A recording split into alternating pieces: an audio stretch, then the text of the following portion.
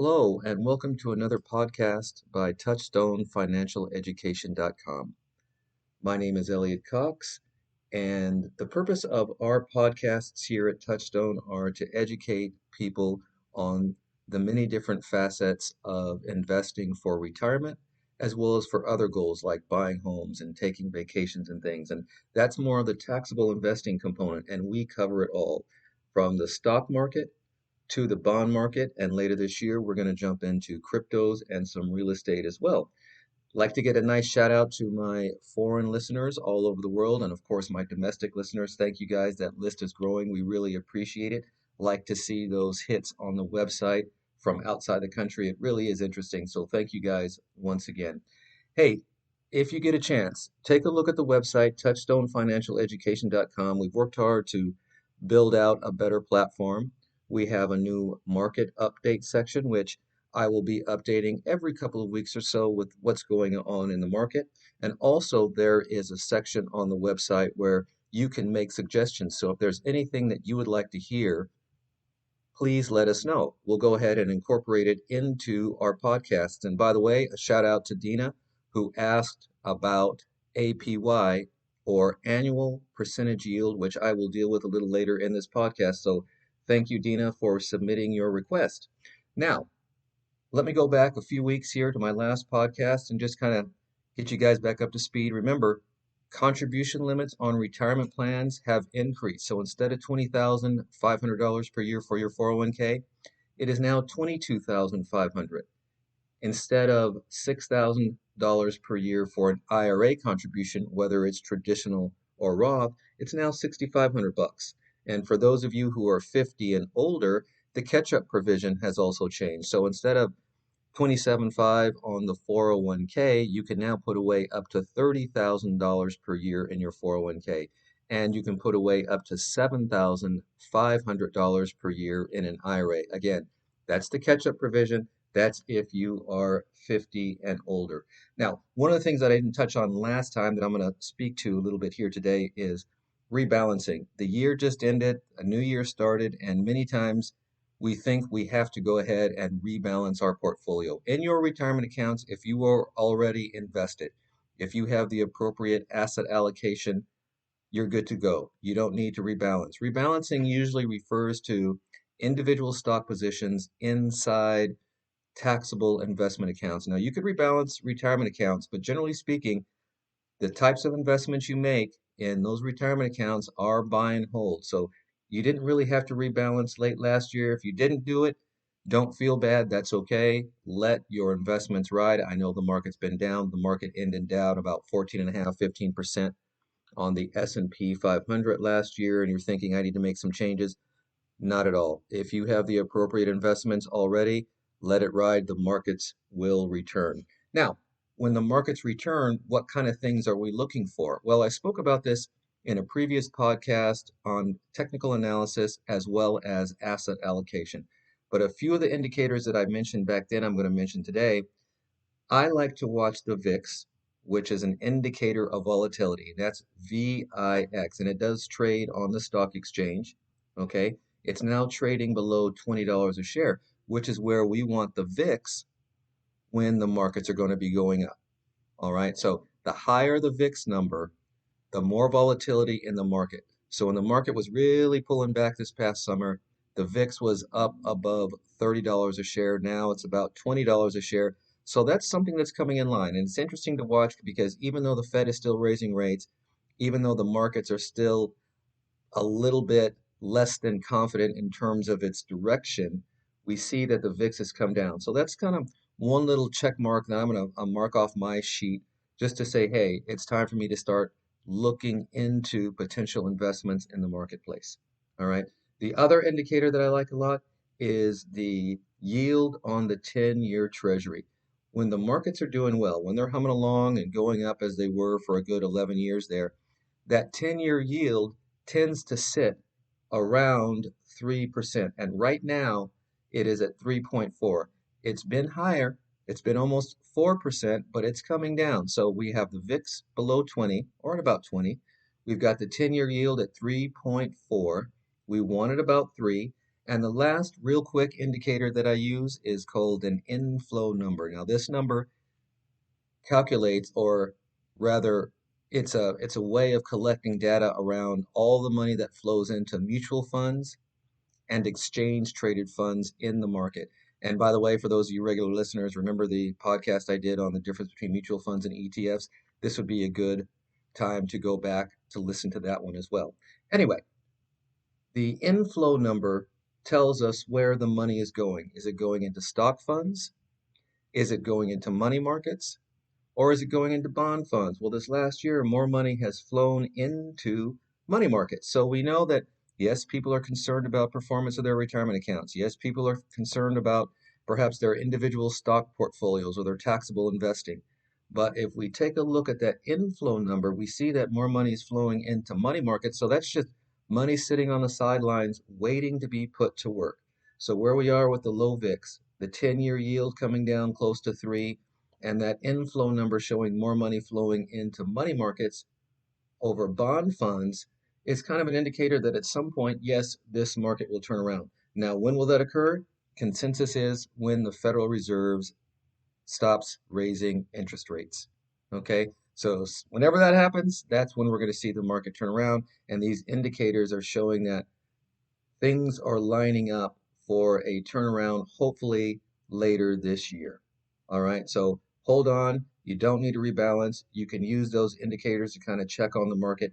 And by the way, like many of you, I have recently heard about Chat GPT. And I'll tell you, I went on there and asked some questions about investing. Now, this was more for the technical side of investing. I want to capture momentum with my individual stock positions, but Chat GPT did provide an answer.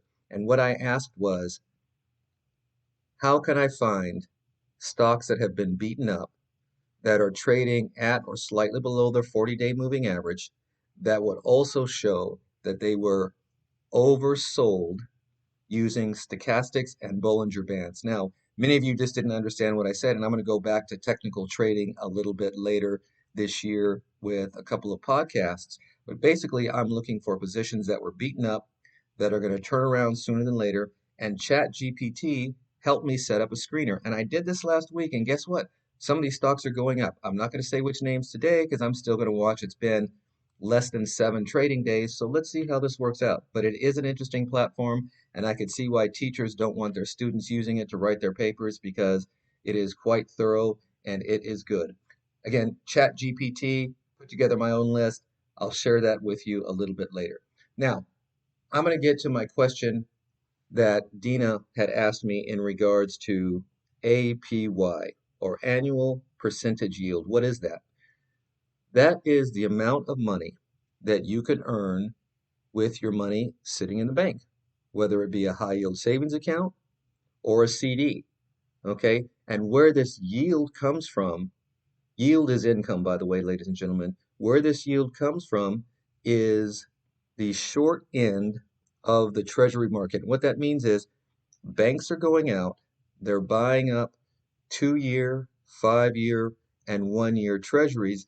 They bundle all these things and they take that income, that yield, and they pass it on to you, their bank customers. So if you're in a high yield savings account and you're getting 3.5 to 4%, know that the bank has gone out into the market, bought government bonds, and they're probably yielding about 4.1 to 4.3%.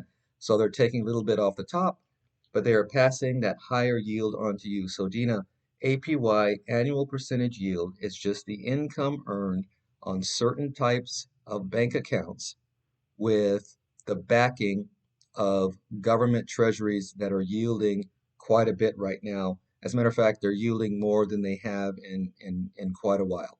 All right. That yield, remember, is income. And by the way, ladies and gentlemen, you can go to bankrate.com to find high yield savings, CDs, basically any type of bank account where you're going to earn more than perhaps the standard savings account at your brick and mortar bank. So just check it out, bankrate.com. Right now, you could probably get about 4%.